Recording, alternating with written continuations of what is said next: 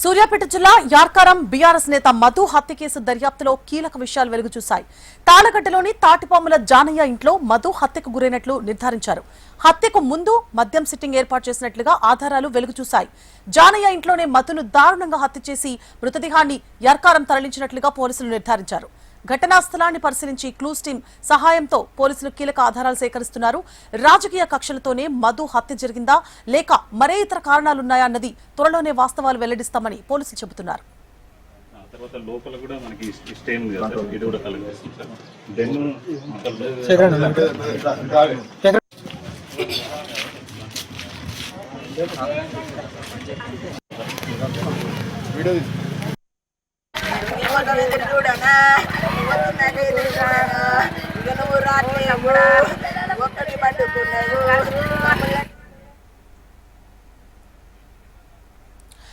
సూర్యాపేట జిల్లా యార్కారం బీఆర్ఎస్ నేత మధు హత్య కేసు దర్యాప్తులో కీలక విషయాలు వెలుగు చూశాయి. తాళగడ్డలోని తాటిపాముల జానయ్య ఇంట్లో మధు హత్యకు గురైనట్లు నిర్ధారించారు. హత్యకు ముందు మద్యం సిట్టింగ్ ఏర్పాటు చేసినట్లు ఆధారాలు వెలుగు చూశాయి. జానయ్య ఇంట్లోనే మధును దారుణంగా హత్య చేసిన మృతదేహాన్ని వార్కారం తరలించినట్లుగా పోలీసులు నిర్ధారించారు. ఇక ఘటనా స్థలాన్ని పరిశీలించి క్లూస్ టీం సహాయంతో పోలీసులు కీలక ఆధారాలు సేకరిస్తున్నారు. రాజకీయ కక్షలతోనే మధు హత్య జరిగిందా లేక మరే ఇతర కారణాలైనా ఉన్నాయా అన్నది త్వరలోనే వాస్తవాలు వెల్లడిస్తామని పోలీసులు చెబుతున్నారు. సూర్యాపేట జిల్లా యార్కారం బీఆర్ఎస్ నేత మధు హత్య కేసు దర్యాప్తులో కీలక విషయాలు వెలుగు చూశాయి. తాళ్లగడ్డలోని తాటిపాముల జానయ్య ఇంట్లో మధు హత్యకు గురైనట్లుగా నిర్ధారించారు పోలీసులు. ఇదే అంశానికి సంబంధించి పూర్తి డీటెయిల్స్ ని మా ప్రతినిధి పరమేష్ లైవ్ లో అందించడానికి సిద్ధంగా ఉన్నారు. పరమేష్, సూర్యాపేట జిల్లాలో అయితే రాజకీయ కక్షలు ఒక్కసారిగా బగ్గుమన్నాయని చెప్పుకోవచ్చు. ఏదైతే ఎర్కారం గ్రామానికి చెందినటువంటి టీఆర్ఎస్ నేత మాజీ సర్పంచ్ భర్త ఏదైతే చింతలపాటి మధు హత్య కేసు అయితే సంచలనం రేపుతున్నటువంటి పరిస్థితి ఉంది. నిన్న ఉదయం వెళ్ళినటువంటి మధు రాత్రి వరకు కూడా రాకపోవడంతో అయితే భార్య పోలీస్ స్టేషన్ లో ఫిర్యాదు చేయడం జరిగింది. ఏదైతే మధు టవర్ లొకేషన్ ఆధారంగా పోలీసులు కూడా మధు కోసం గాలింపు చర్యలు చేపట్టడం జరిగింది. అర్ధరాత్రి సమయంలో స్థానికులు ఇచ్చినటువంటి ఫిర్యాదు మేరకు ఎర్కారం స్టేజ్ వద్ద ఒక గోనె సంచిలో ఉన్నటువంటి శవాన్ని గుర్తించడం జరిగింది. ఏదైతే శవాన్ని గుర్తించిన అనంతరం ముక్కలుగా ఏదైతే అతి దారుణంగా హత్య చేయడం జరిగింది. దీన్ని గుర్తించడానికి ఏదైతే మధు భార్యను కూడా విట్నెస్ కోసం అక్కడ తీసుకురావడం జరిగింది. ఆమె ఇచ్చినటువంటి సమాచారం అందుకున్నటువంటి పోలీసులు ఏదైతే మధు శవంగా గుర్తించడం జరిగింది. అయితే దీనికి సంబంధించినటువంటి పోలీసులు కూడా ప్రతిష్టాత్మకంగా తీసుకొని దీనికి 5 టీమ్స్ గా ఏదైతే ఆ నిందితులను పట్టుకోవడానికి అయితే ఇప్పటికే రంగంలోకి దిగినటువంటి పరిస్థితి ఉంది. ఏదైతే మధు మృతదేహాన్ని కూడా సూర్యాపేట స్థానిక ఆసుపత్రికి తరలించడం జరిగింది. అక్కడ పోస్ట్ మార్టం నిర్మించడం కూడా పోలీసులు పూర్తి ఏర్పాట్లు చేసినటువంటి పరిస్థితి ఉంది.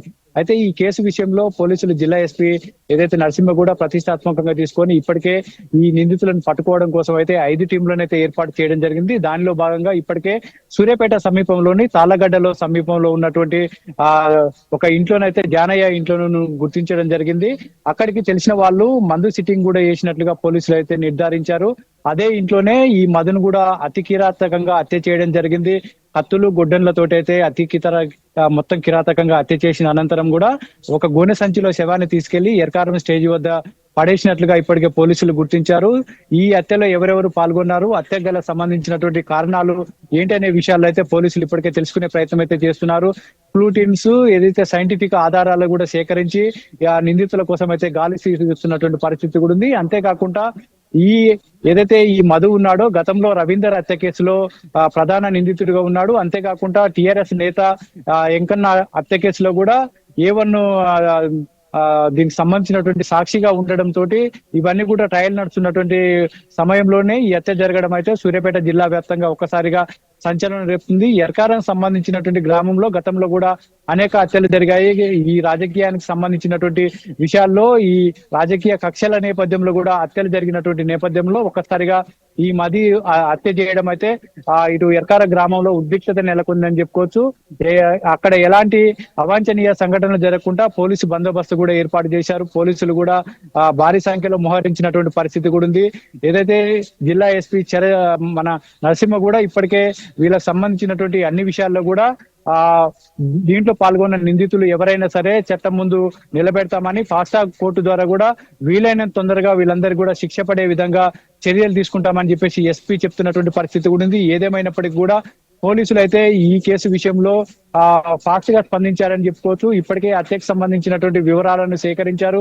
ఎవరెవరు అయితే నిందితులను తెలుసుకునే ప్రయత్నంలో ఉన్నారు. ఇప్పటికీ హత్య ఎక్కడ జరిగింది, దీనికి సంబంధించినటువంటి వివరాలను కూడా ఇప్పటికే సేకరించారు. ఆ నిందితులను పట్టుకునే విషయంలో ఇప్పటికే 5 బృందాలను కూడా ఏర్పాటు చేశారు. త్వరలోనే పట్టుకొని వీళ్ళందరికీ కూడా శిక్ష పడే విధంగానైతే చర్యలు తీసుకుంటామని చెప్పేసి ఎస్పీ చెప్తున్నటువంటి పరిస్థితి ఉంది సువర్ణ. సో పరమేశ్, అంటే జానయ్య అనే వ్యక్తి ఇంట్లో హత్య జరిగినట్లుగా నిర్ధారించారు. అసలు జానయ్య నేపథ్యం ఏంటి? ఎందుకంటే ఈయన ఆల్రెడీ రాజకీయాల్లో ఉన్నారు, బీఆర్ఎస్ కి సంబంధించిన నేత, అలాగే భార్య కూడా మాజీ సర్పంచ్ అంటున్నారు. మరి జానయ్య నేపథ్యం ఏంటి? ముందు 2 కేసుల్లో ఒక కేసులో అయితే ప్రధాన నిందితుడు అని కూడా చెప్తున్నారు. మరి దర్యాప్తు ఆ దిశగా కొనసాగుతోందా? ఇప్పుడు జానయ్యతో పాటు అంటే ఆ ఇంట్లో జరిగింది, అతని ఇన్వాల్వ్మెంట్ కూడా ఉందా? ఇంకా ఎంతమంది పూర్తిగా ఇన్వాల్వ్ అయినట్లు ప్రాథమికంగా నిర్ధారించారు? అయితే జానయ్య ఇంట్లో ఈ హత్యకు సంబంధించినటువంటి ఏదైతే మొత్తం కూడా పోలీసులు ఇప్పటికే గుర్తించారు. దీనికి సంబంధించినటువంటి సైంటిఫిక్ ఎవిడెన్స్ కూడా కలెక్ట్ చేసుకోవడానికి ఇప్పటికే క్లూ టీమ్స్ కూడా జానయ్య ఇంటిని మొత్తం కూడా జల్లెడ పడుతున్నటువంటి పరిస్థితి ఉంది. ఒకసారి జానయ్య ఇంట్లో చూస్తే జానయ్య ఇల్లు మొత్తం కూడా మొత్తం రక్తపు మడుగులు, రక్తపు గుర్తులు కూడా కనిపిస్తా ఉంటున్నాయి. ఏదైతే హత్యకు చేయడానికి ముందుగా ఇక్కడ ఏదైతే మందు సిట్టింగ్ చేసినట్లుగా ఇప్పటికే పోలీసులు కూడా గుర్తించారు. తెలిసిన వాళ్ళే ఈ మధుని ఇక్కడికి తీసుకొచ్చి ఫస్ట్ మందుకు సంబంధించినటువంటి పార్టీ ఏర్పాటు చేశారు. పార్టీ జరిగిన అనంతరమే ఈ హత్యకు సంబంధించినటువంటి నిందితులు వచ్చి ఒక్కసారిగా ఈయన మీద దాడి చేసినట్లుగా తెలుస్తుంది. మధ్యమత్తులో ఉన్నటువంటి ఏదైతే మధును తీవ్రంగా కత్తులతోటి, గొడ్డళ్లతోటి దాడి చేసి అతి కిరాతకంగా హత్య చేసిన అనంతరము దీన్ని మొత్తం కూడా తీసుకెళ్లి ఎర్కారం స్టేజ్ వద్ద పడేసినట్లుగా తెలుస్తుంది. అయితే ఈ జానయ్యకి సంబంధించినటువంటి ఇన్వాల్వ్మెంట్ ఉన్నదా, లేకుంటే ఈ హత్యకు సంబంధించినటువంటి నిందితులు వేరే వాళ్ళు ఉన్నారా, కేవలం అక్కడ షెల్టర్ మాత్రమే ఏర్పాటు చేశారా, ఈ హత్యలో ఎవరెవరు పాల్గొన్నారనే విషయాలు అయితే ఇప్పటికి పోలీసులు కనుగొనే పనిలో ఉన్నారు. వీటన్నిటి విషయాలలో కూడా పోలీసులు అయితే ఇప్పటికీ దర్యాప్తు చేస్తున్నారు. ఏదైతే జానయ్య ఇంటికి తీసుకెళ్లింది ఎవరు తెలిసిన వాళ్ళ ఇన్వాల్వ్మెంట్ లేకుంటే ఆ ఇంటికి వెళ్ళేటటువంటి పరిస్థితి ఉండదు. కాబట్టి ఎవరెవరు ఈయనను మభ్యపెట్టి ఇక్కడికి తీసుకెళ్లడం జరిగింది, తీసుకెళ్లిన తర్వాతకి తెలిసిన వాళ్ళే ఈ హత్య చేశారా, లేకుంటే వేరే వ్యక్తులు వచ్చి మధ్యమత్తులో ఉన్నటువంటి మధు మీద ఏదైతే దాడి చేసి అతి కిరాతకంగా హత్య చేశారనే కోణంలోనైతే ఇప్పుడు పోలీసులు అయితే దర్యాప్తు చేస్తున్నటువంటి పరిస్థితి ఉంది Suvarna. Right, thank you for the updates Paramesh.